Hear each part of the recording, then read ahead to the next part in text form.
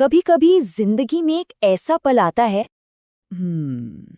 एक बहुत ही शांत सा एहसास जो मन के किसी गहरे कोने में धीरे धीरे अपनी जगह बना लेता है।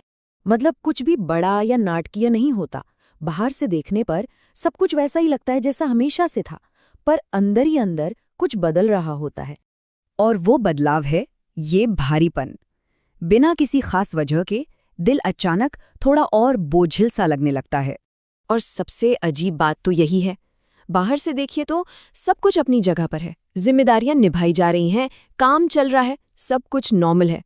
पर अंदर एक बहुत गहरी, एक चुप सी थकान घर कर जाती है। ये आलस नहीं है, ये कुछ और है। इसे शायद सही होने की थकान कह सकते हैं। ये उस इंसान की थकान है जो हमेशा सही रास्ते पर चला है, सही फैसले लिए हैं और अपनी हर भूमिका को पूरी ईमानदारी से निभाने की कोशिश की है। और फिर मन में ये सवाल उठने लगते हैं, बहुत धीरे से पर लगातार, मैं जो कर रहा हूं क्या वो सच में सही है? अब यहां से आगे कहाँ जाना है? अगर ये एहसास थोड़ा भी जाना पहचाना लग रहा हो तो यकीन मानिए ये कोई नया नहीं है। इसकी एक गूंज आज से हजारों साल पहले भी सुनाई दी थी।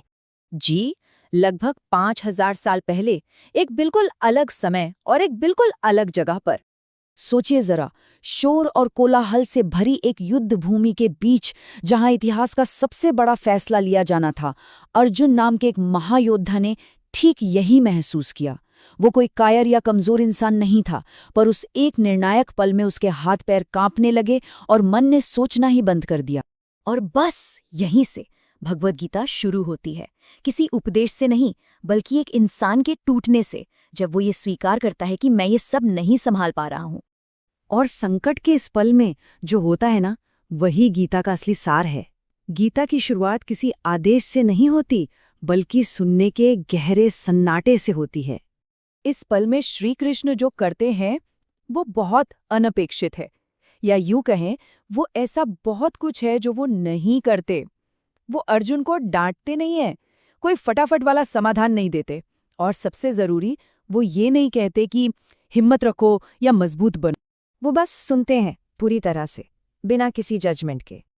और शायद यही वजह है कि गीता हजारों साल बाद भी सिर्फ एक किताब नहीं, एक हमदर्द दोस्त जैसी लगती है।